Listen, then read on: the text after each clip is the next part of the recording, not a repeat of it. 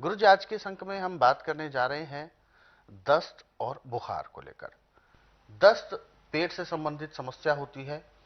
जरूरत से ज्यादा दस्त आना भी किस्म का एक रोग होता है, और ऐसे में जब जरूरत से ज्यादा दस्त आते हैं, पानी की कमी हो जाती है, तो ऐसे में शरीर में जो तापमान है वो बिगड़ने लगता है और बुखार चढ़ जाता है। क्यों होता है, क्या है, ये किस तरीके का रोग है, कैसे दोनों में एक के बाद एक चीजें बिगड़ती ही जाती हैं? देखिए, जब हम जीभ को अच्छा स्वाद देते हैं हम्म। और लीवर हमारा पचाता नहीं है, पैंक्री इंसुलिन नहीं बनाती, पित्ते में तेजाब बढ़ जाता है, तो ये बीमारियां पैदा होती हैं। यानी तीन मुख्य कारण है: लीवर,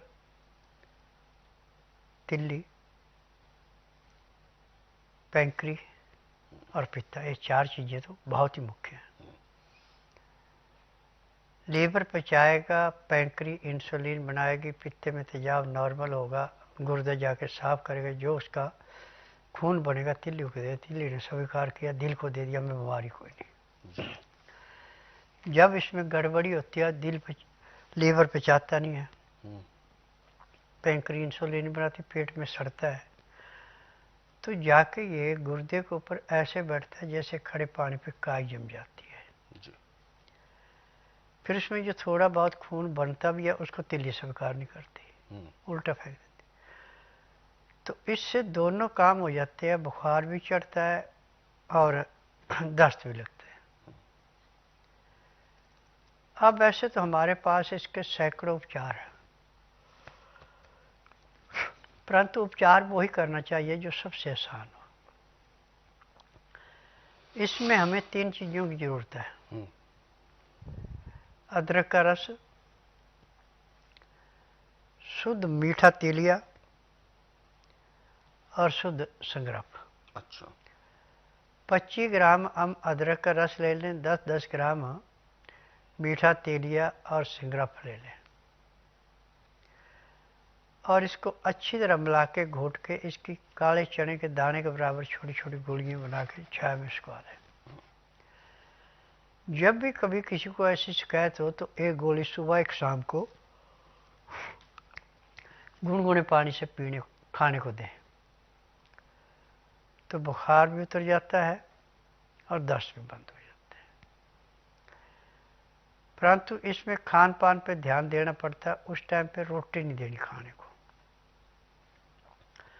रोटी की जगह पे आप बासमती के चावल और मूंग की दाल की खिचड़ी बना के देंगे। यदि चावल आपके पास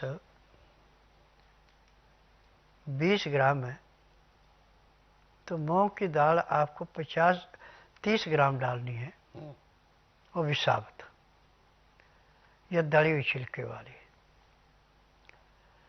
अब ये दोनों चीज़ें मिला के 50 ग्राम हो गए। 1.5 लीटर पानी में धीमी आंच पे इतनी उबालनी है कि बिल्कुल गल जाए, और इसमें पकते समय हल्दी, काला या सिंधा नमक डालना, और कोई चीज़ नहीं डालनी। जब आपका खाना तैयार हो गया तो आप पानी उबाल लें, शीशे के गिलास में उबालने के बाद रख लें। जब उसका टेम्परेचर 15 से 18 डिग्री रह जाए तो उसमें 1 चम्मच अदरक प्याज लहसुन का रस मिला के डाल दें, ढक के रख दें। अब जो आपने खिचड़ी बनाई या सूप बन गया उसका, तो 2-4 ग्रास खाना खाया, 2-3 घुट सूप के पिए, फिर 2 घुट पानी पिया। ऐसे पानी पीने में, खाना खाने में आप कम से कम 1 घंटे का समय लगाएं। उसके बाद दातन कूला करके 5 मिनट के लिए वज्रासन बैठे, फिर वज्रासन से उठ के कम से कम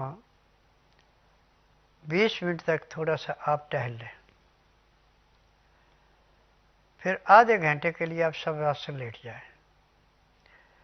फिर 5 मिनट के लिए बाईं साइड करवट लें, 3 मिनट के लिए दाईं साइड करवट लें, फिर सब आसन लेट करके बाईं साइड को करवट लेके उठें। आपके शरीर में इतनी चुस्ती आएगी जैसे आप 8 घंटे की निद्रा पूरी करके उठे, और जो आपको दस्त और बुखार आने से कमजोरी आई थी वो खत्म हो जाएगी। परंतु पानी जब भी आपने पीना, हल्का गर्म पानी पीना, उसमें लहसुन प्याज अदरक का रस ताज़ा निकाल के जरूर मिलाना। यदि रस निकालने में आपको असुविधा है तो लहसुन प्याज अदरक मुंह में डालो, पानी का घूंट भरते जाओ, उसको चबाते जाओ, पानी पीते जाओ, तो आपका रोग ऐसे समाप्त होता है जैसे कूड़े करकट के ढेर को माचिस की तिल्ली जला के समाप्त करती है। स्वास्थ्य विचार में जो भी नुस्खे बताए जाते हैं, ये परमानेंट रोग को जड़ से काटने के, किसी रोग को दबाने के नहीं है। और स्वास्थ्य विचार ने यह सिद्ध कर दिया कि जिसका उपचार कहीं नहीं उसका उपचार स्वास्थ्य विचार में है। स्वास्थ्य विचार में पैर के तलुए से सिर के बाल तक की MRI, CT scan, x-ray, ultrasound, ECG, sonography सब कुछ 5 सेकंड में हो जाते हैं।